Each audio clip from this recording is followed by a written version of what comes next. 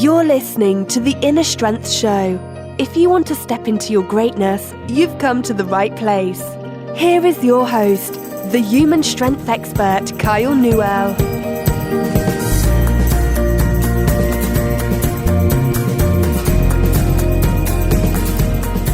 What's up, guys? It's Kyle again with Unlocking Your Inner Strength. We're at show number 5.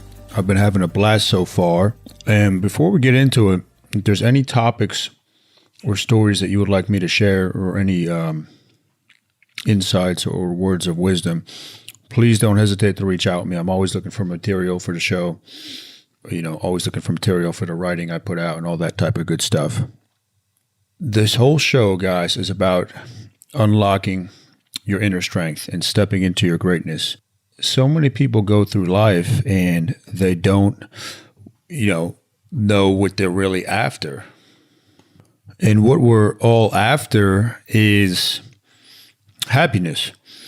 And that comes down to the 3 F's that are often unspoken about, which are fun, freedom, and fulfillment. And was reading The Millionaire Fast Lane about a little more than a month ago on my plane ride back from Vegas and a little workshop with Dax Moy.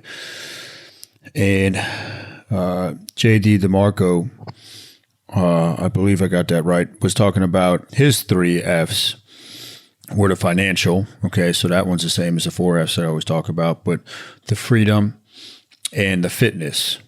So you're really nothing without your fitness or your health. And when that's taken from you, you realize that it doesn't matter what you have materialistically or monetarily. It doesn't. You would give anything in the world to have your health back. That's what we're going to be focusing on. And I think that's a good segue into today's topic. It's about the first knee injury that I don't want to say suffered, but the first knee injury I had in 2012. I believe it was April 12th was the date. So it's kind of burned into my brain.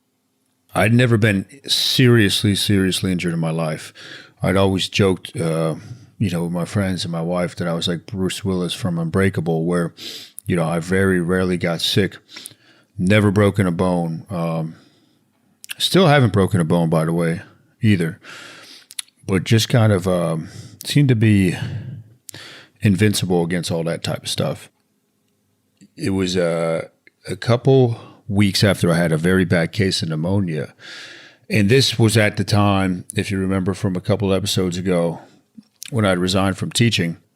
Part of the sign and the omen to stop teaching at that time was that my body was physically breaking down. And again, I was at that point, 30 years old. So it's not like I was an old guy. But I had pneumonia, overcame it. We went away on a vacation to South Carolina because Devin had spring break from teaching. And so did I, actually. I was still teaching. Came back. I should have kept resting because of the pneumonia, but I decided I was good to go to play in my basketball league game. We had a big game against a team we'd played against multiple times in the previous years. So I think the previous 2 or 3 years championships. It was a late game, about 9:30 at night. So obviously, Devin stayed home. She was, going to go to sleep, get a good night rest. And it was in the second half. I was chasing one of my students' fathers down the court on a fast break, going full speed ahead, and bam! All of a sudden, I felt like I got shot in the leg. And I'd never been shot before, but I'd later been told that a knee injury like this from a guy who had minor knee surgeries and injuries and had been shot multiple times. He said the knee was worse pain than being shot. He was shot, King Jack Moose. He was shot 9 times. We've actually had him at the gym to speak. The ambulance came. The knee cap or the knee structure was up in the outer part of my left thigh. And I knew something was wrong. I thought maybe I had dislocated my leg, so I was getting nervous. I kept trying to wiggle my toes because I know, if you dislocate and you do it really bad, it could lead to amputation. So I just kept saying, is my leg turning blue? Is my leg turning blue? But I should have known from the reaction of the men, the other guys on the team and on the other team, because they would all a couple came over and looked, and they just kind of ran away covering their eyes. And thank God one of the guys on my team, he was trying to calm me down. He got me a towel, and I was just screaming, but I wasn't in tears or anything. So ambulance winds up coming. I'm about 25, 30 minutes away from home. And they start asking me, do you have to throw up? Do you have to throw up? And I said, why would I have to throw up? They're saying because of the pain, And I said, no, just get me to the hospital, wherever you're taking me. They had to strap my legs together to roll me over. They weren't really sure what the hell was wrong with my leg. So we get to the hospital. One of my good friends on the team, Stretch, he called Devin to let her know that we were headed to the hospital. I had a pretty bad injury, and she was going to head up with my parents. So we get to the hospital. They take me right to the trauma room, and my teammates actually followed the ambulance there, which was really cool. I was confused at what had happened. They gave me some morphine, and it was just kind of surreal. It was a Thursday night. I had to teach the next day. I had to, dual strength. I had the facility. I had the gym going. I had all this stuff that depended on me being physically present.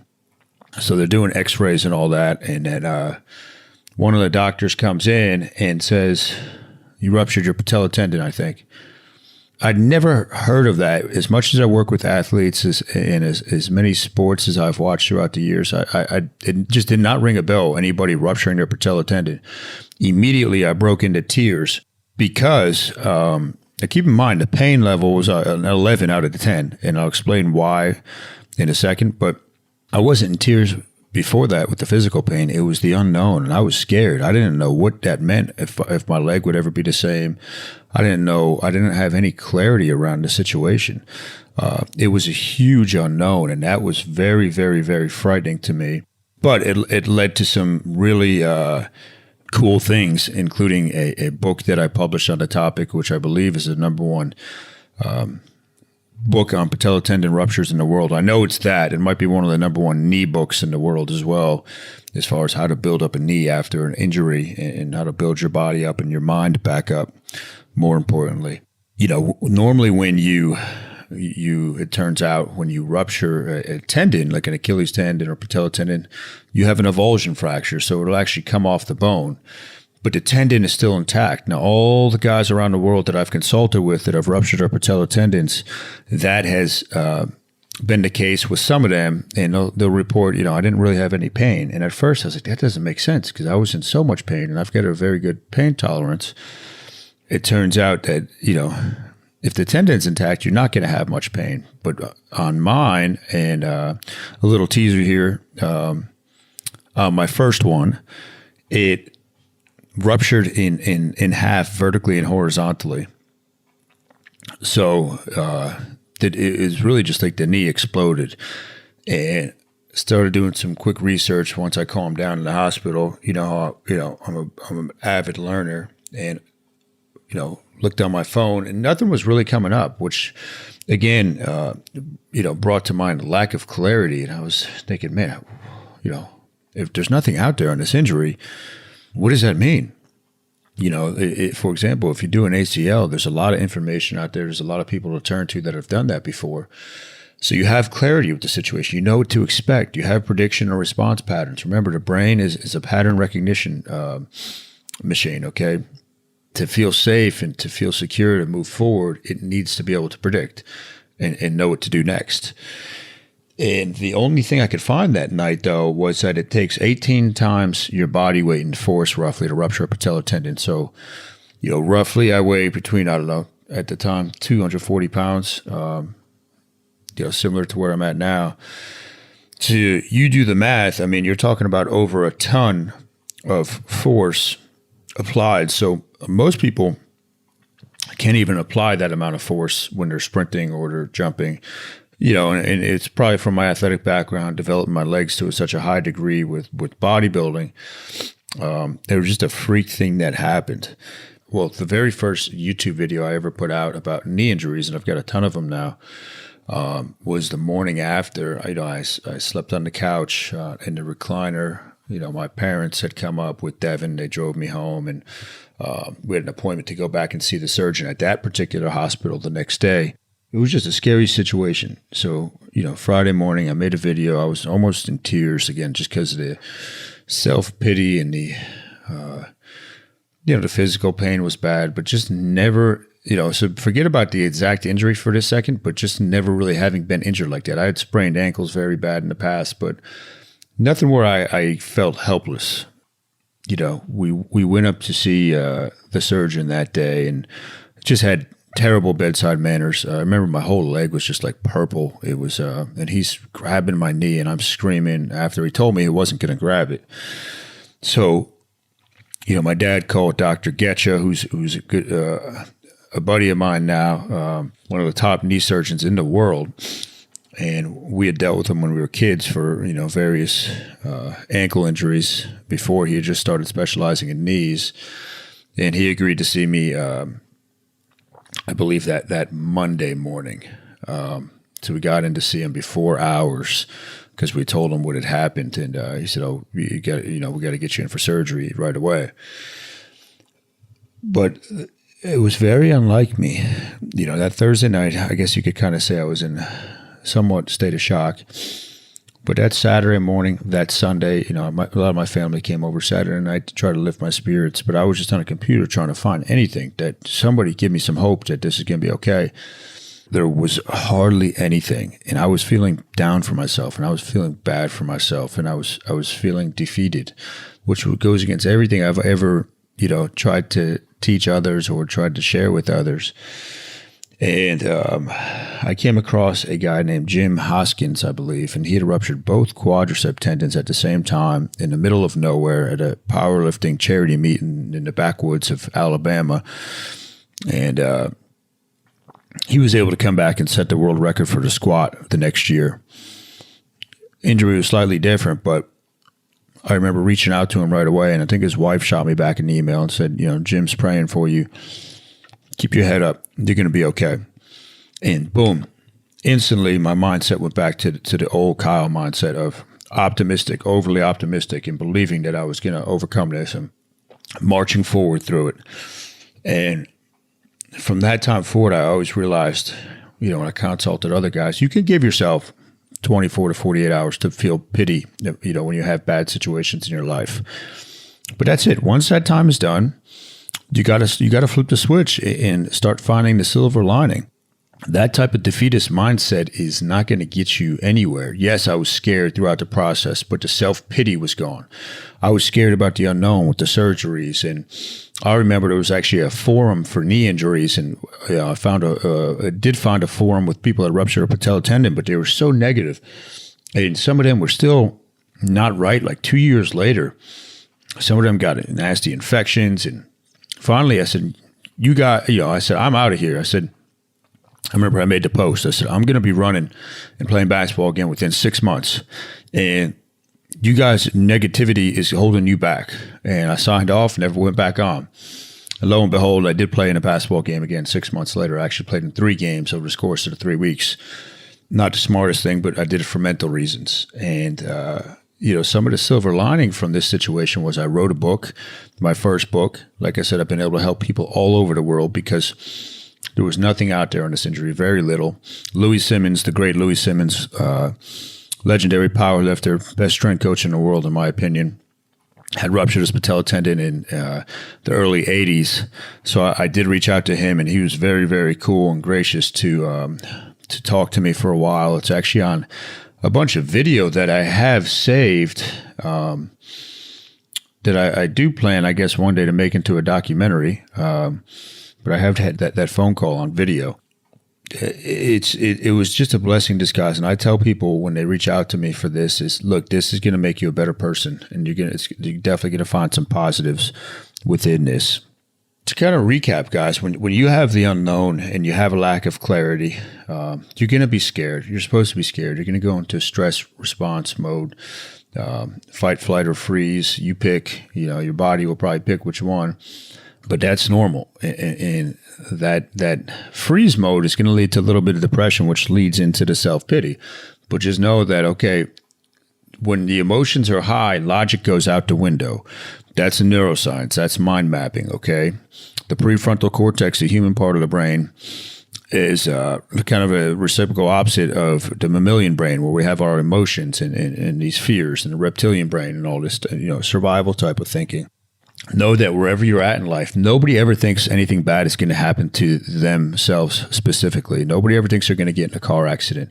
I never thought I would hurt my knee like that, to the point where Dr. Gedger said it was the worst knee injury he's seen on record. And I'm talking about the knee specifically, not lower body injury where your legs are ripped off, knee injury. It taught me a lesson that catastrophe will strike. There's no rhyme or reason to it. And are you going to be mentally prepared when it does strike?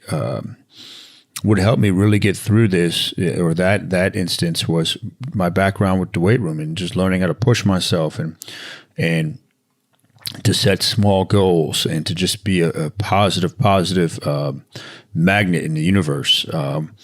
That helped me to overcome. But know that the skies will get dark one day, but there is a silver lining there. Everything does not necessarily happen for a reason, but when we look back on it, you'll be able to connect the dots and see the good in whatever it is that happens. For your sake, I hope the catastrophe doesn't strike, but know that people in the history of the world have never expected anything terrible to happen to them. And that's it with the first knee injury. I'm definitely going to be going over the next knee injury in another episode, which I'll save for a few episodes down the road. But on show number 6 coming up, we are going to be talking about the art of simplification and the idea of going against the herd. That was how we built Newell Strength into the number one gym around in our area, and nationally recognized gym, was by going against the herd. And I'm going to talk about how you can use that concept in any area of your life. When you look at what the majority of people are doing and you do the opposite, you're going to be way ahead of the game, and usually you're going to be put onto the right track. So that's what we're going to be talking about next time. I want you to step into your greatness. I want you to achieve greatness in your life, +1 where you're at right now. So if you're at a 3, we got to move you up to a 4. And a +1, remember, I always leave you with this, is something you can do immediately. You always got to move the chains. We're not looking for the big home run. We're looking for daily, small, consistent progress. So thank you again for listening to this. If you're liking it, please share it with friends. And again, hit me up with topic recommendations if there's something you want to hear. I've got so many stories. I've forgotten about a lot of them, but I got my list here. And the whole purpose of unlocking your inner strength is exactly that, for me to help you find and live a better life. So peace out, guys. I'll talk to you next week. You've been listening to The Inner Strength Show. If you enjoyed the show, remember to subscribe, rate, and review us in iTunes.